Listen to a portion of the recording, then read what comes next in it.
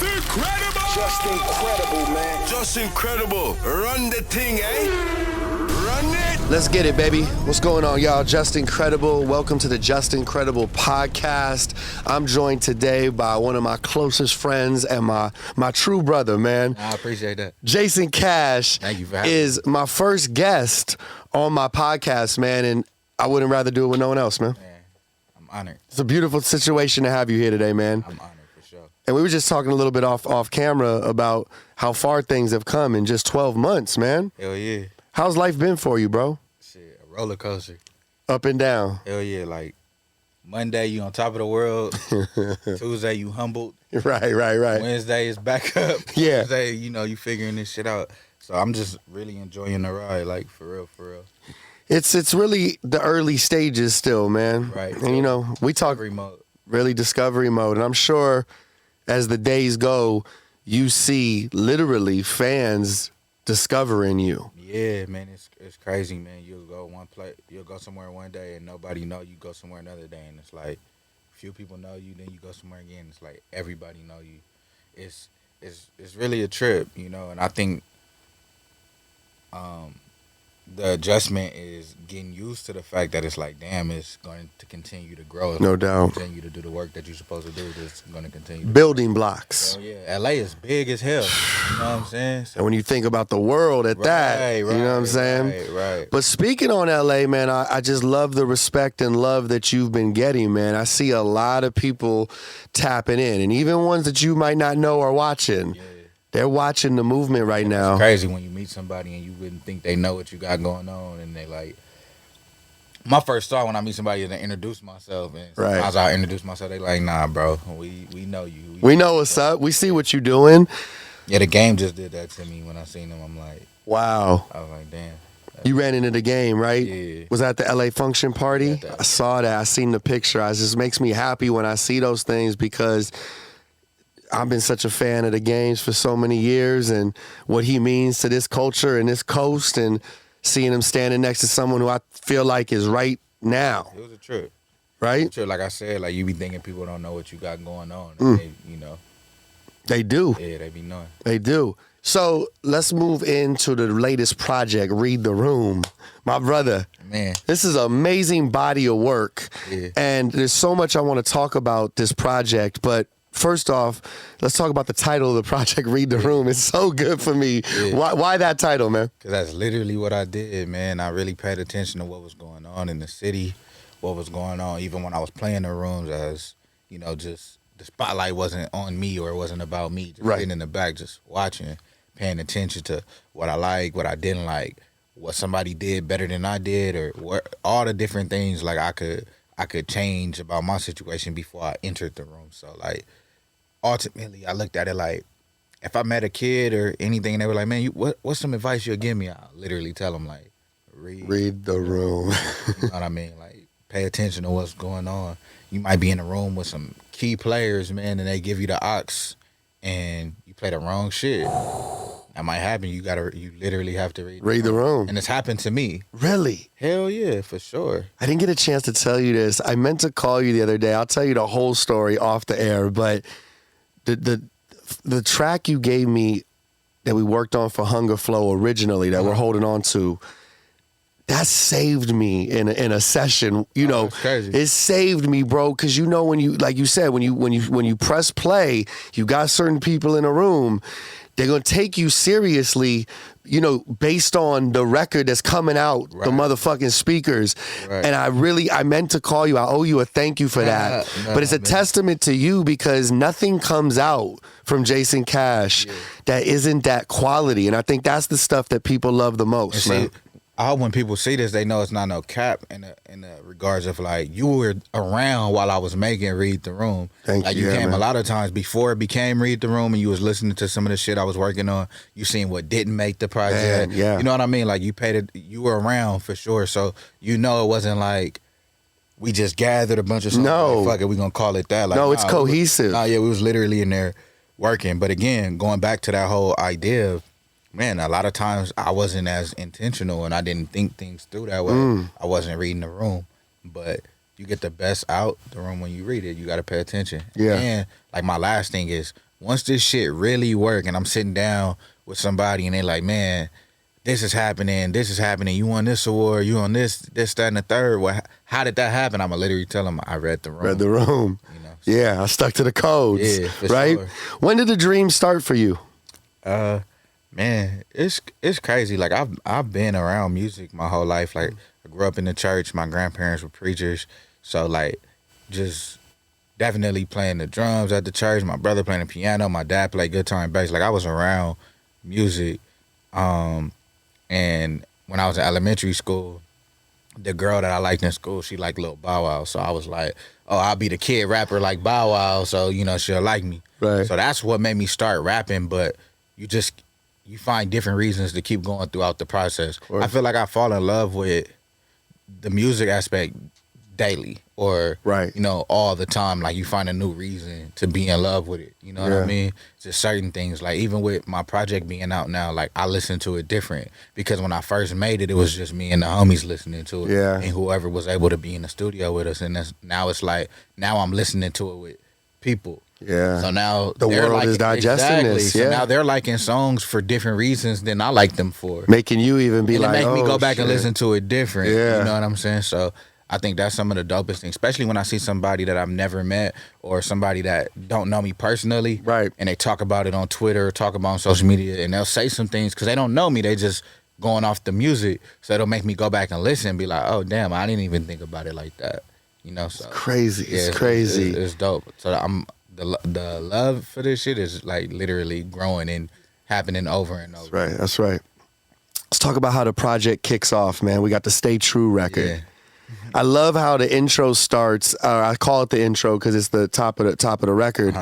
You know, shout out to the In Crowd family. Yeah. Shout out to Eastie Boys. Yeah. It describes you, the person I know so well, because you kick off the project literally talking about your crew. Yeah. You know what I'm saying? The circle. It's a small circle. Yeah. You know what I'm saying? I know you feel responsible for making everyone happy. Hell yeah. You know, but I just love how this song puts on for you and the team. Man, it's so crazy, bro, because, man, that's probably like, that was not intended to be an intro. Like, I had multiple songs that I thought was going to be the intro to this project. Right. You know what I'm saying? It's so crazy that the first thing you hear on my project is no better feeling than getting money and staying true. Like, that's literally the first line of my project. Facts. And there's like a petty line right after that, right? Yeah. Something like that. Yeah. I caught that. But it's like, but you just so human about it. You feel what I'm saying? So human about it, man. What's craziest, though, is, bro, like, that's what I was working on when Sugar Free walked in the studio on me. Really? Like, I was literally in the middle of making that verse. And wow. Like my eyes was closed. You know, I wear shades and shit. So I'm in the booth recording with my eyes closed. Yeah. And I open my eyes and Sugar Free is like standing right to the side of me. Like, while you I'm had to it. be like, bro, I'm fucking tripping. You know, and even then it still wasn't like, oh, this is going to be the song. I'm like, man, I got to finish this song.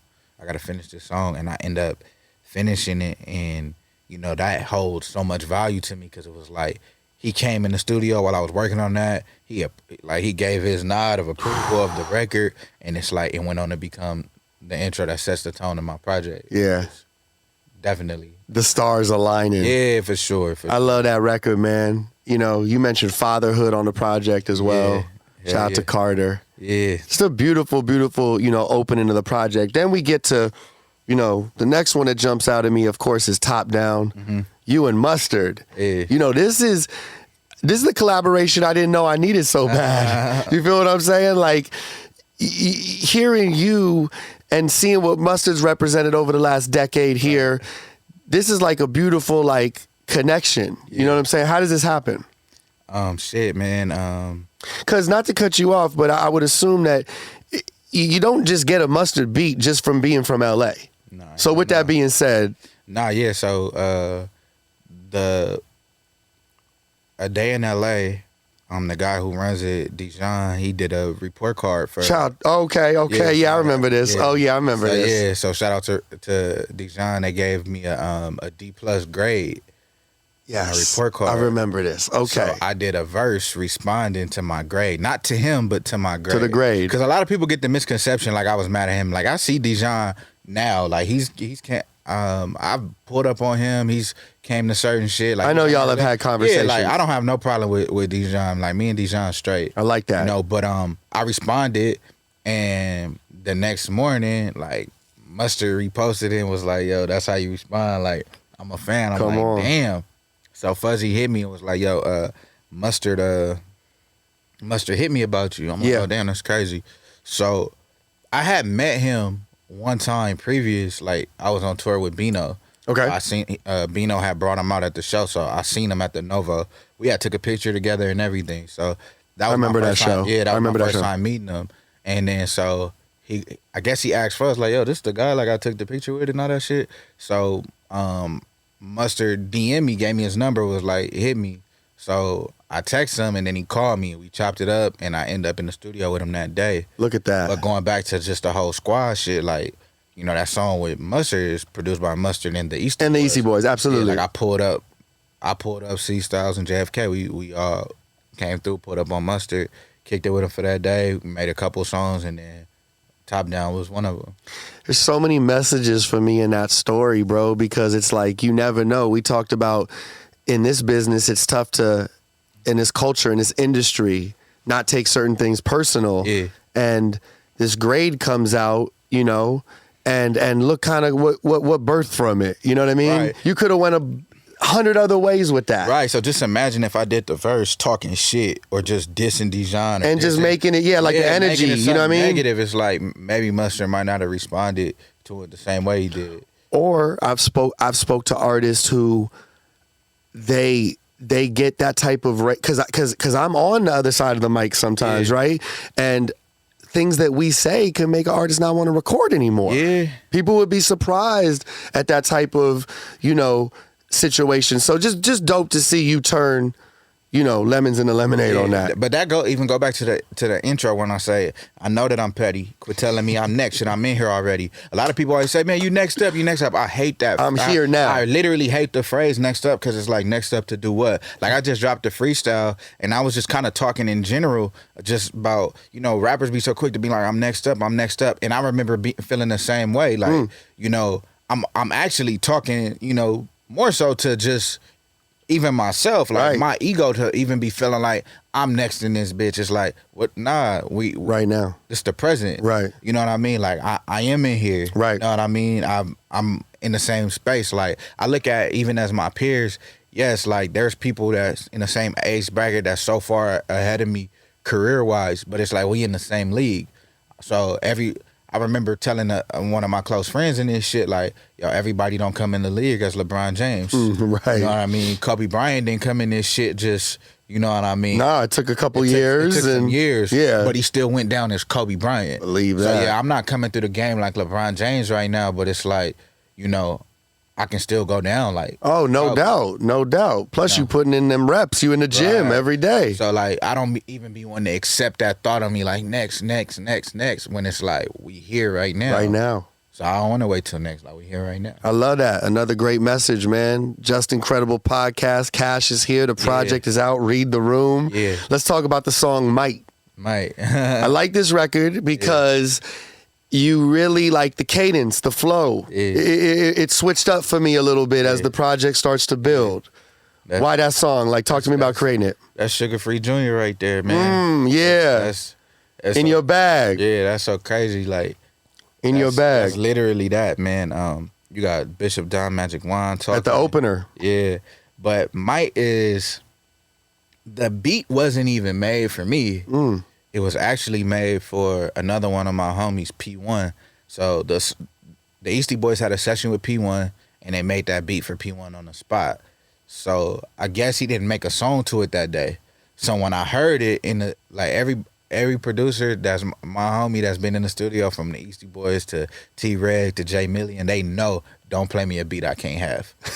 So C Styles, he played this beat, and I'm like, okay, pull it up. They like, oh, we gave it to P1. So I'm like, why the fuck you play it for me for? Right? Yeah. So my boy Will, he works with P1. He was in there. I'm like, yo, call him and let him know if he okay with us swapping that out.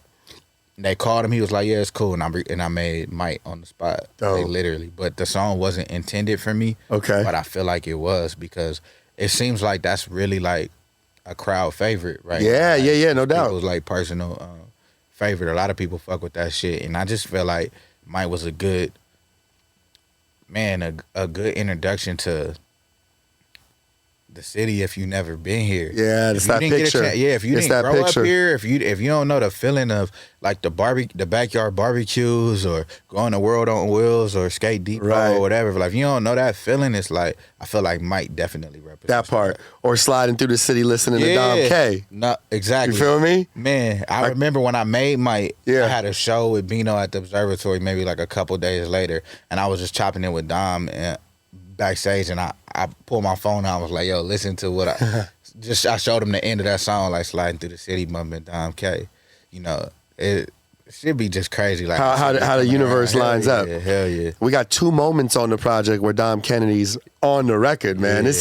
This is so dope, man. Yeah, man. Exciting pieces of the project. Let's talk about the song Him. Yeah.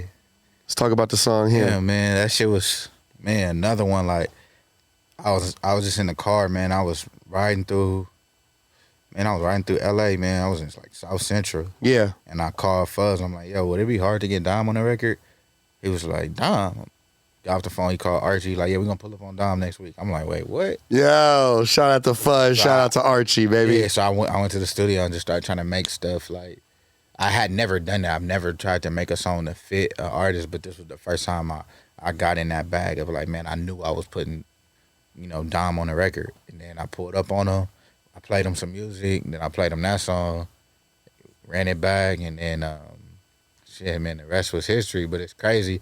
I told this recently. What happened was when I got close to time to put the project out, I guess his hard drive crashed, so he lost the vocals. No way. Right, so he had to come back and re-record it. But I was like, fuck, man. Like, when somebody say they lose the files, you think it's over. It might be a rap. This might not, you're not, getting that, it takes a different type of individual to say they'll pull back up and record for you. But Dom, he definitely pulled back up to the studio. Solid. Most stand-up brother right there, Yeah, man. I love Dom. And I wonder if that was that the day I was there? Yes. That was that day, huh? Yes. Man, full circle, for Crazy. sure. It was that day. Wow. Because you came there while we was making Living Proof. Yes, sir. So what happened was Dom re-recorded the verse on him and was like, yo, we could do some other shit too. Oof. And so we end up doing that record, and I just asked him to just talk on it. Come on. And it just worked out. But yeah, History. you definitely were there. I That's remember crazy. that. I remember that was a beautiful, special moment. That's the last song that got recorded for the project. For the project, huh? That was the Yeah. one that... Yep, because I had just let me see, I had just recorded Top Down, because I played you Top Down that night. that night. But it wasn't done. It was like, Right. Mustard wasn't talking on it or anything like that. Right. Yep, so I had recorded Top Down that week, and then Dom came, and then we made Living Proof. That was the very last song that got recorded. Living Proof, so good. Such a good record, man. That shit was crazy. Let's talk about Priority with Blast. Really, one of those records that you got hot. He was on the radio with it.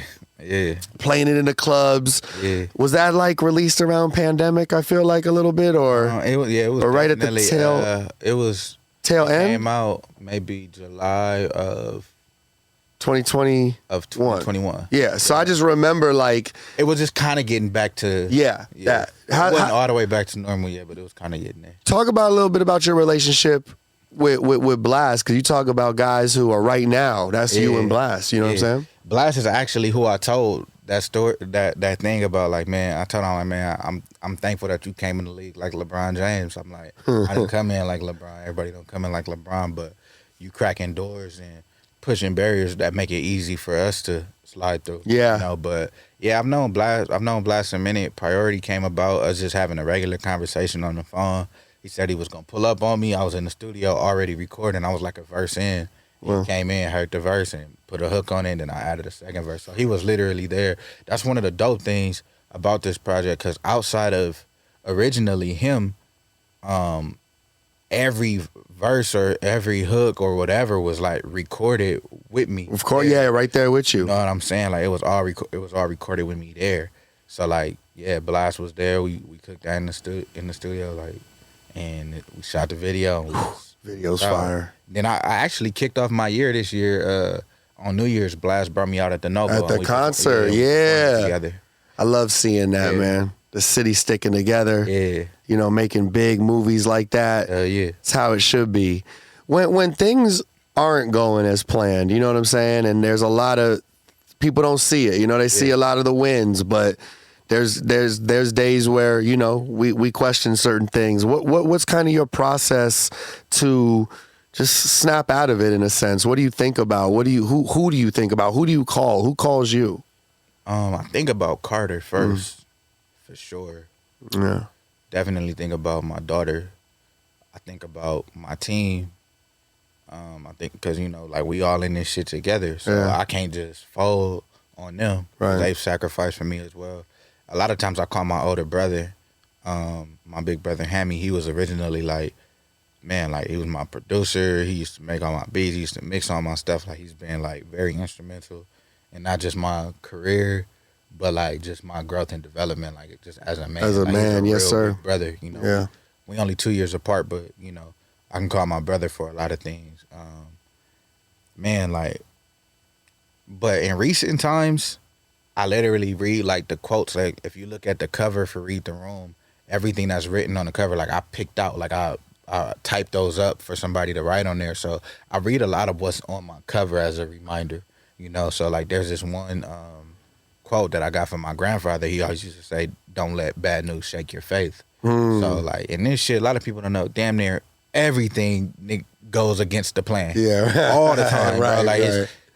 if you think you're not gonna be disappointed in this shit, if you can't handle disappointment, you in the wrong business. Like, man, like interviews get canceled, videos get canceled, release days So get canceled tough. or moved around. People who You know say what they're I'm gonna record saying? verses, Yeah, you know what I mean? A lot of things features, rollouts, and then shit that you just think in your head are supposed to happen doesn't happen how you see it. You know what I mean? It's a lot of different things that go in to effect with this shit. So, you know, you really gotta have tough skin and you gotta remember what you do this shit for and who you do it for. You know, Yeah. So those are some of the things that bring me no back. doubt, Shit, me and you talk a lot. all the time. I Yeah, like, appreciate every I've called convo. you. You know, I've called you times when I'm discouraged or disappointed, and it's like it's so crazy because to me, from my vantage point, man, it's just incredible. He's been on the radio my whole, Thank you. You know, my whole adulthood. Like I've been watching you.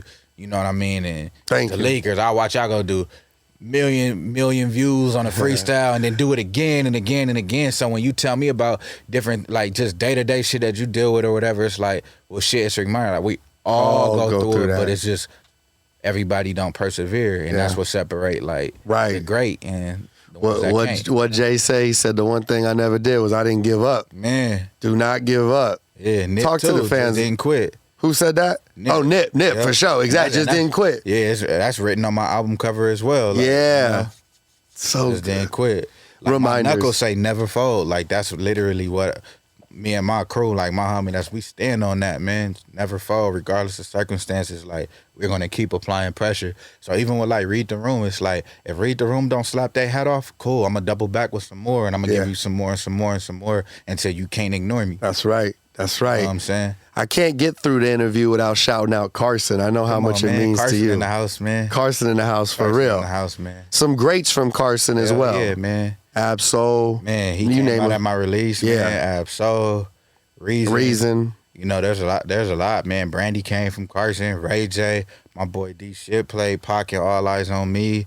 Yes, sir. Man, when I used to work at the Starbucks, I used to see Forrest Whitaker come through and different shit like that. You know, the Booyah Tribe, Razzcast, Bishop Lamont. There's so many people that Robert Woods. So Okay. many people that succeeded that came through Carson. Then there's a lot of people that's from Carson that's doing their thing right now that's trying to Come trying up. to break through. Yeah. Like that was just me. Yeah. Not too long ago. Yeah. You know, and I'm still pushing through. Like, even Roddy Richards, A&R Kiefer. Kiefer. Shout out to Kiefer. Yeah, man, I met Kiefer right in Carson. You know what I mean? Wow. I could go on and forget so many names and so many different people, but like, man, there's a lot of people doing their thing in Carson, man, and shit, man.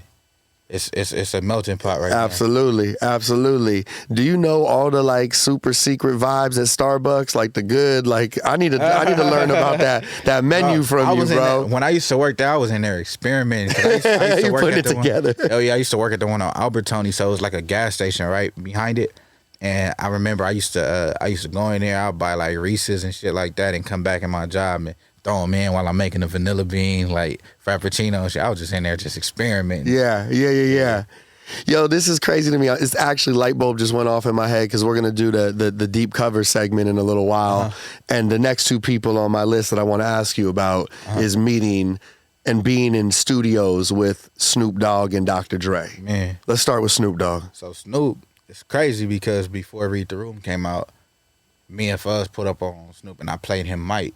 Okay. You know, and it was dope because even before my first single drop, I pulled up on him and I played him All I Know. I played him a couple of different things that came out earlier. But yeah, the last time I was in the studio with Snoop, I played him Mike. And it was dope to do that, especially with Bishop Don Magic Juan speaking on it. But right. Yeah, man. Was he already on it when you pressed play? Yeah, okay. He was. So I played it for him. And that night he played us the Back on Death Row album before it came out. Like, he had played it from top to bottom. It was just a trip. So I know he's a fan of yours though, man. He posted the music, you know, man, and things like that. Snoop is a man. And we didn't even ask him to do that. Shit. He just did it. Love. Snoop is it's crazy. It's surreal to just even share space and time with somebody, like, again, looking like, damn, this is fucking Snoop Dogg. He give you any advice? You learn anything from those moments? Shit, too much. Like, literally too much. But I mean, like, his life is advice in itself. Real like, shit, man. You know what I'm saying? Like, just watching him and watching what he's done.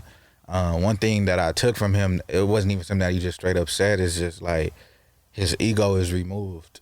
You know what I'm saying? Like, it ain't about Snoop. Like, he's Snoop Dogg. Like, you know, he don't be making it all about the fact that he's Snoop Dogg. Right. So the moment that I get caught up or get too high on myself, like, I gotta remember, like, bro, Snoop don't even walk around like that. Like, be cool. It's a great reminder. Yeah. It's a great reminder. Dr. Dre? Yeah, that was crazy too. Press play on him? Yeah, I played some of the early stuff, a lot of the early stuff before it came out. I played them. Damn, I don't think those records necessarily made Read the Room. I know this was an early connection, but just being in the presence, you know what I'm saying? Being in the presence is crazy. Like, again, like, that's Dr. Dre, man. Like, to even just shake hands with him and be in that space with him is, you know, something that I remember after that just feeling like, man, that's, regardless of whatever, like, that's something nobody can take from me. You know, like, I really got to sit in the studio with Dre, regardless of whatever it materialized into or becomes. It's like the fact that I was able to just even, you know, share that space and time. I'm just grateful. Absolutely. I'm grateful for sure, because these are our forefathers, especially being from GOAT over from here. this city, for sure, no doubt. Let's talk hip hop a little. What makes a classic, as a fan? What makes a classic hip hop album to you? And I'm sure, kind of even on the bulletin board of what the goal is. Yeah, it's crazy, man, because it's like, as much as, like, we can ask and be like, to you, like, if I put my opinion out there, it's my opinion, ain't my opinion. No, it's all subjective. Yeah. I feel like some things is just, it just got to be undeniable, in my opinion. Like, I feel like if I said right now, Good Kid, Mad City is a classic, nobody's gonna debate me on that. Can't you know debate what I mean? that. You can't. If you try, you gotta try really hard to go against the grain on that. If I say Get Rich or Die Trying, if I say the documentary, there's so many, or College Dropout, Late Register, man. These are classics. Kanye damn near owed this guy. Yo, for real. That's crazy. But again, it's like, if I said Doggy Style, if I said The Chronic, you know, you can't debate me that these are classics. So I feel like, in that regard, I feel like that undeniable, that's definitely like a big key. Yeah, for me, one of the key things is, if I've never, you said it a little earlier, if I've never been to that city or I don't live there, I'm not. Feel like you've been. You feel like you've been when you press play and when this project's over. Yeah. You know what I'm saying? And it has to stand the test of time also. Yeah. There's certain things that you can hear and be like, damn, I know that this is gonna go on to be a classic. I truly believe like that will be that. But it's kind of, sometimes it's hard to say. Sometimes we misspeak. Sometimes we speak early. You know, sometimes I feel like that's one of the most disrespected words. And the word classic. Yeah, because they throw it on. They throw so it on quickly. Yeah. And they also trash albums too quickly. Sure, you know what I mean? You know, that's why I like to give shit some time before I even jump out the window with my opinion on things. Right. You know, sometimes you gotta live with the shit. No doubt. And things age differently than others. Yeah, like when Dom did West Side with Love too, it's like, man, like, classic body work from West Coast. Yellow album, classic. You know what I'm saying? But it stood the test of time. Like you think about West Side 2. When I come around, it's still like. Bro, we playing that, you know what I'm saying? That's like, man, mandatory, like for the aux chord. Yeah, that shit is like, it's just certain things, like, man, you just can't deny it. You can't deny it. And then, you know, they start breaking down what's a West Coast classic and what's a classic for everywhere. You know what I'm saying? So I try not to get too much into that shit because I don't like debating opinions. Okay. Because, you know, it's an opinion. Everybody got an opinion. Like facts, and we can go back and forth with facts. Right, facts. You can debunk. Yes. That, but opinions, I try not to really go. Do you got a Los Angeles starting five that you can name, though, just that meant to you in kind of shaping, you know, your love for hip hop as both a fan and an artist? It's crazy. I guess it depends. Like if I would say West Coast in general, I would say just some of the people. It's hard to say just five, but like of course Snoop, Kendrick, which is my GOAT. Gotta put Sugar Free in there. I gotta put Dom Kennedy in there. I gotta put Nip in there. But then it's like I can't not say Corrupt. I know. Yeah, there's and sometimes it might not even be a rapper. I can't say that Battle Cat didn't shape, you know, just my feel for music. I gotta throw Terrace Martin in there. Shout you to know Terrace. what I'm saying? Yes, sir. Yes, sir. It's so many different people, man. It's like, damn, man. If we just talking about just shaping even just my mindset, I gotta even say people like Big Boy, like just literally growing up, just knowing like, damn, I want to be around these people. I want these people to know who I am. I want DJ Quick to know who I am. I want them to know that I exist. You know what I mean? And all that shit kind of shaped the way that you soak up the coast and the way you come back out in your movement and your music. Right. So it's too many people to name. I couldn't even just do just five. Schoolboy Q, like shout to Q, yes sir, man. Yes sir. It's crazy. I love the answer though, man. I love the answer. Let's talk about the song "Same." Why was it important to finish the project off with this record? Because you get personal on it. Yeah, you get personal on it. Yeah, man. It's probably might be like the oldest song on that project. And I made "Same" before I knew it was "Read the Room," and I just knew, man. I just had to be on there. Shout out to Reason. Reason hit me was like, man, like that's my favorite song on the project. I just feel like throughout the project, it's a vibe. We having fun. Yeah. We dancing. We smiling. I think I introduced in my intro and in a few songs like the surface layer of who Jayson Cash is. Right. But I feel like "Same" is a good testament of who I was then before all this, who I am now while I'm going through this shit, and who I plan to remain like throughout this whole thing. And I felt like it was very important to end on that note because it really opened the door to really look at like, all right, you just enjoyed this vibe from this person, but like this is who you actually talking to. Yeah, that. You know, this is who you're actually talking to, the dude who worked at Old Navy, the dude who rode a bike because he didn't have a car, you know, the dude who understands now from trials and tribulations that family is important. Super important, you know most important. Yeah, it's so many different layers to that. A lot of growth, Yeah, for sure. A lot of growth. It's honest and it's just open. So I definitely wanted to end that way. When I think about your music, I think about honesty. I think about authenticity. Yeah. You know what I'm saying? And words like that, bro. And man, just, you know, much success to you, bro. I appreciate you. Great continued health for you and your family. I appreciate you being my first guest on my podcast, which we've talked about for a long time, and just getting things off the ground. And I appreciate you just being one call away from me every time, sure, bro. But it's been mutual.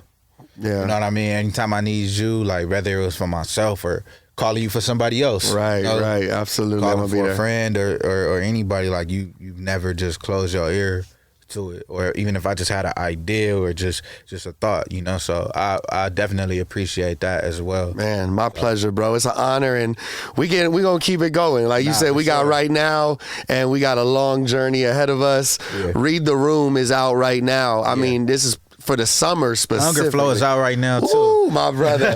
Hunger Flow And is I'm on out. there. Yeah, my brother, you already know. Thank you for that contribution. And I couldn't do it without you, my bro. Man, appreciate you. Read bro. the Room. Make sure y'all check it out. Jayson Cash. He got a lot of shit he getting ready to drop on y'all. Shows on the way. The merch is out. The Crack the Door program that you got going. Man, Speak a little to that before we break out. Basically what I did was, man, I felt like some people have a lot and do a little bit with it. Even with the little bit I had, I wanted to do a lot with it. So I opened an opportunity for just some random independent artists in Los Angeles. You know what I mean? I gave them access to my producers, to the studio I started off with, and I played the music for my A&R where I got signed at. And What a blessing. my whole thing with that was just, man, like going back to what we were talking about, feeling hopeless and stuck and depressed and just stuck in the mud. Like I wanted to just be a spark for somebody, bless somebody the way that I've been blessed. I got a lot of help throughout the process of my career, even though I'm just getting started. I want to be a blessing to somebody else. So thank you for even acknowledging. Nah, we're going to go there. No doubt, no doubt. I'm going to stick to my word about what I said for the winter. Nah, for I know sure. you sent me some stuff, and we gonna keep that going. I got some stuff for some unsigned artists, that I want to talk to you about as well. I think it's great. We got to do that for our community. So shout out to the original winners for the first time I did Crack the Door, Lil Poppy. Lil Poppy, what up, baby? And Voris Forte. Voris Forte, yes, sir. South Central to Compton, you know what I mean? Come on. City. But we doing it again. Part 2. I mean? Yeah, I got to pick the winner today for the new one. So, yeah. Send me some of those vibes. I'd love to hear them. For sure. Definitely. My brother, my family right here, Jayson Cash, Just Incredible Podcast, episode 1. Thank y'all for tuning in. Just incredible! Hey, yo, just incredible! You don't know, eh? Keep winning. Yes, sir. Hey, thank you to everyone who watched this podcast. The music you're hearing, that's provided by LA's own The Eastie Boys. If you enjoyed watching this, please hit the like button, drop a comment in the comment section, and while you're there, tap that subscribe button so you can subscribe to the channel. It would mean the world to me. There's more content just like this, and trust me, a lot more on the way. To keep up with me off of YouTube, follow me on Instagram at Justin_credible or my TikTok. You can just search Watch Justin Credible. Thank you so much for watching.